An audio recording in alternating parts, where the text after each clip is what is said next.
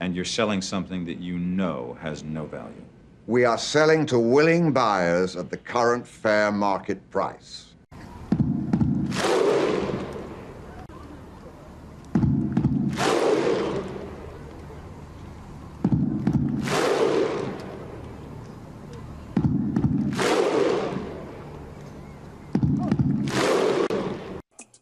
And plus, we're only going to be here for another hour or so, and we're going to close it down because we've already been on 3. So if you want to get on and ask a question, jump in. Simon, Brother B. Go ahead. Yeah, I just wanted to, and by the way, this is Keith Lamont, brother.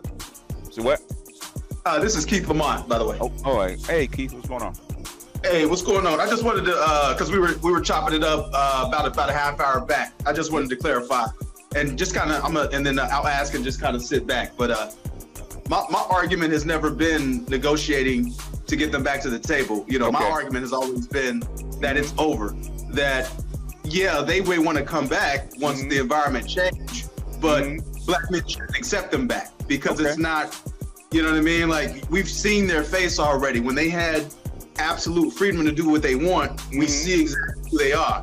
So it's more like, a dude who's a murderer, right? Gaining his way to get into your house, get into the old lady's house with smiles, just so he can rob her once he gets in there. You feel me? So my argument is, it's not smart that, you know, they went out there, did everything they wanted to do, and now that they got kicked in the ass, now they want to come back. That's not a good reason to accept them back. I'm not saying it is. My thing was always, what are you gonna do? I said they're gonna come back because a lot of guys, you've heard it. A lot of guys are crying for them to come back to the table, right? Yeah, no doubt. Yeah. So I'm saying is, I said it to Obsidian. You know, be careful what you ask for. Be careful what you ask for. And when I said once they come back to the table, what are you gonna say? And that's actually been, you know, my argument with him. You know, because I told him before, he has a lot more. You know, he's a lot more positive about it. I said, it's over, man. That's always been my argument. Like, bro, you know, you seen that the dog will bite you if given a chance. So, why would you let that shit back in the house, man? Well, he let him back in the house, did he not? Oh, yeah. And that's always been my, you know, that's been my kind of, you know, I agree with a lot, but I disagree with a lot, you know what I mean? But that's just kind of the, you know. Because I asked him, because he said he wanted to let him back into the table until he has total surrender. But I don't think we even got total surrender. That's my problem with what's going on, right? Because all the guys have been screaming and hollering and basically championing and you know, basically thumping their chest about, you know, black women and black female fuckery.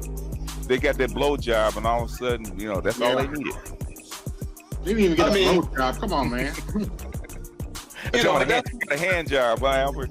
But in all fairness, you know, me and Obsidian are 2 different age brackets. So well, I understand. Yeah.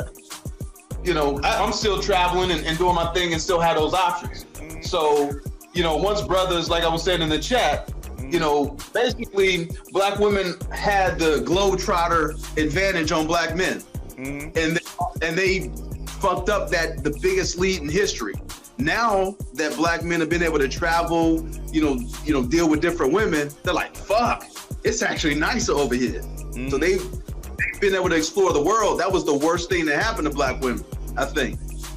Where before they pretty much had a monopoly on black male sexuality. Well, black women are going to have to compete, which is something I've been telling them for 4 years. You're going to have to compete because the numbers are in your favor. Huh?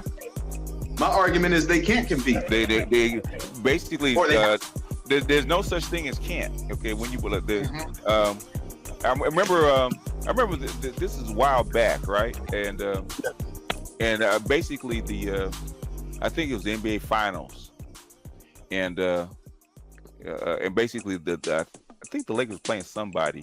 Might have been the Celtics. Might have been somebody, and basically they were asking, "What are you doing when you're behind 3-1?" He said basically you got to win anyway. So you're 3-1 in a series. You're down 20 points at halftime. What are you gonna do? You got to win anyway. You got to compete. You don't have no choice. You got to compete. Whether you can or you can't, you got to compete. If you don't compete, you're gonna lose. I've been telling that to black women for the last 4 years. basically the numbers aren't in your favor. The competition is going to get fierce. When the economics actually come, they should have actually started 5 years ago when the economics are actually decent. Now the economics actually going to are down, and you have to come back. Basically, now basically you have to come on your knees before you can actually cut a deal. You can't even cut a deal now. You have to compete. And what's going on now? They're trying to, and what now? What I don't like is guys actually coming out and telling you that it's not about black women. Yes, it is. Yeah, it is. That's what I was going on my rant about. I was saying is, well, I'm not saying that you guys can't do what you want to do. Okay, if you guys want to go back, make the community better, fine. If you want to go back and deal with the black women, fine. I'm not saying that you shouldn't. What I was saying to the other guy, saying, you can't. Black men aren't stupid. Yeah.